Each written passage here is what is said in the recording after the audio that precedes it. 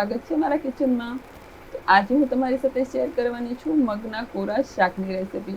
આ શાક સવારનો નાસ્તો હોય કે સાંજની હલકી ફૂલકી ભૂખ હોય, ઘરમાં કોઈ સારું કાર્ય હોય કે લગ્ન પ્રસંગ હોય, બાળકોનો લંચ બોક્સ હોય કે પતિદેવનો લંચ બોક્સ હોય, અથવા તો બપોરે દાળ ભાત સાથે ખાવાની મજા પડી જાય એવું આ મગનું કોરું શાક અથવા તો એકદમ ચટપટા વઘારેલા મગ તમે ક્યારે બનાવો છો ને મને કમેન્ટ્સમાં જરૂરથી જણાવજો। અને આ રેસીપી એકવાર પૂરેપૂરી જોઈ લેજો। રેસીપી પસંદ આવે તો વિડીયોને લાઈક અને શેર કરજો, અને વધુ આવા અવનવા વિડીયો જોવા માટે ચેનલને સબસ્ક્રાઈબ જરૂરથી કરજો। તો સૌપ્રથમ મેં અહીંયા 1 વાટકી જેટલા મગ લઈ લીધા છે। આ દેશી મગ છે એટલે થોડા નાની સાઇઝમાં છે, અને આ મગના ઘણા બધા ફાયદા, એટલે કે બધા જ મગના ઘણા બધા ફાયદા હોય છે। મગ જે છે એ ખાવામાં ઉપયોગમાં લેવા જરૂરી હોય છે। અઠવાડિયામાં એકાદી વાર આ રીતે વઘારેલા મગ ખાઓ એટલે શરીરને ઘણા બધા પ્રોટીન્સ અને મિનરલ્સ મળતા હોય છે, વિટામિન્સ મળતા હોય છે, જે આપણા શરીર માટે બહુ જ ઉપયોગી છે। તો આ મગનું વઘારેલું શાક અથવા તો કોરા વઘારેલા મગ બનાવવા માટે મેં અહીંયા આ વાટકી ભરીને મગને રાતે પલાળી દીધા હતા। સરસ એવા ધોઈ લેવાના, પછી એને ડૂબડૂબા પાણીની અંદર પલાળી દેવાના, એટલે સરસ એવા પલળી જશે। તો આવી રીતે તમે જોઈ શકો છો સરસ એવા મગ પલી ગયા છે ને। અમુક જે મગ છે ને એની છાલ તૂટવા લાગી છે, એટલે એ અંકુરિત થવા લાગ્યા છે। તો આ રીતે છાલ તૂટવા લાગે અને અંદરથી અંકુરણ બહાર નીકળે એટલે કે આપણે ફણગાવેલા મગ કહેતા હોય છે, જે નોર્મલ મગ કરતાં વધારે વિટામિન્સ અને મિનરલ્સ આપણા શરીરને પૂરા પાડતા હોય છે। તો આ રીતે તમે જોઈ શકો છો અંકુરણ બહાર નીકળે એટલે સરસ એવું એ આપણા શરીરને પોષક તત્વ પૂરું પાડતો હોય છે। તો આ રીતના મારા મગ જે છે એ પલળી ગયા છે, તમે જોઈ શકો છો। તો હવે મગને સરસ એવા પાણીથી ધોઈ લીધા બાદ એને કોરા કરી લીધા છે। તો આવી રીતે 2 વાર પાણીથી ધોઈ લેવાનું અને સરસ એવા આપણે એને કોરા કરી લેવાના। હવે આપણે શાક વઘારવાનું છે, તો મગને વઘારવા છે એની માટે મેં અહીંયા 4 લસણની કળીઓ લીધી છે, થોડો આદુનો ટુકડો લીધો છે અને 2 મરચી લીધી છે।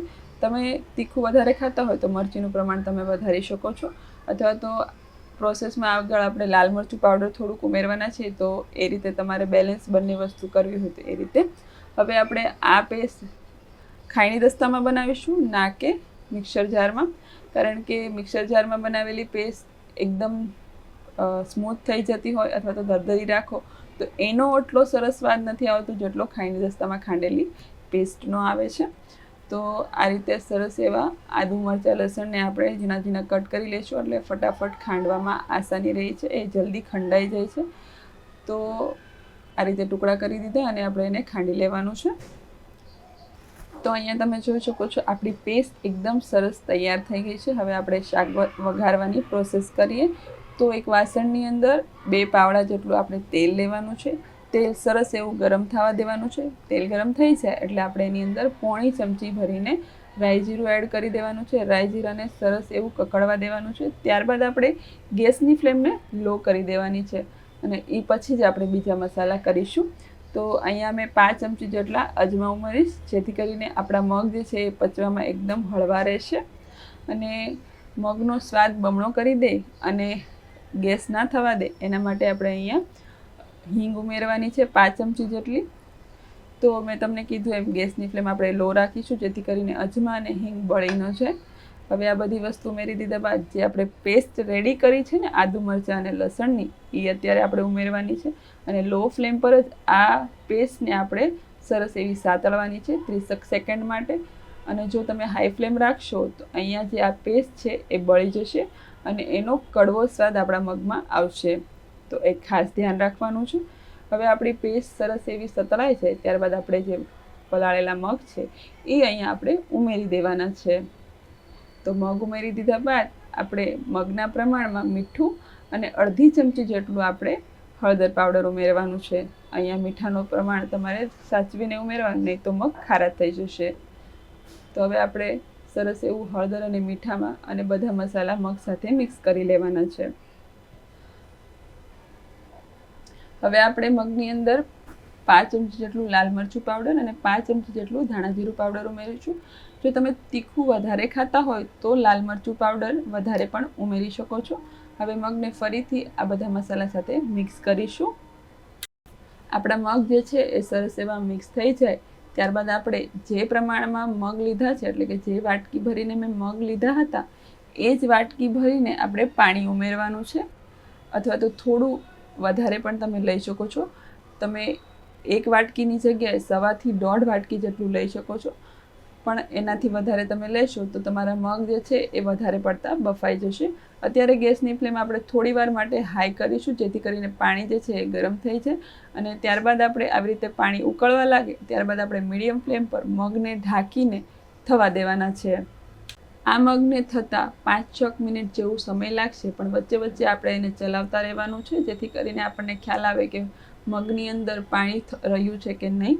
તો હજી થોડું પાણી છે, ઘણું પાણી છે એની અંદર, એટલે વચ્ચે વચ્ચે આપણે ચલાવતા પણ રહેવાનું છે. અને હા, અહીંયા તમે થોડું મગ ચાખીને ચેક પણ કરી શકો છો કે મીઠું જે છે એ સરસ રીતે ભળી ગયું છે કે નહીં, ઓછા વધુ છે કે નહીં.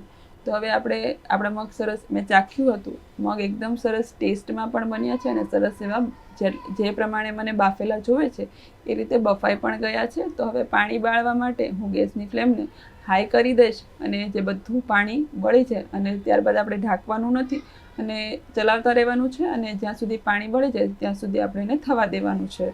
તો હવે બધું જ મગનું પાણી બળી ગયું છે અને આપણા મગ જે છે એકદમ સરસ તૈયાર થઈ ગયા છે. તો તમે જોઈ શકો છો આ રીતે સિમ્પલ રીત છે મગના કોરા શાકની અથવા તો વઘારેલા મગની, જે ખાવામાં બહુ ટેસ્ટી લાગતું હોય છે. તો ઉપરથી હવે આપણે થોડા ધાણા એડ કરી દઈશું, અને ધાણા અને મગને સરસ એવો મિક્સ કરી લેવાનું છે.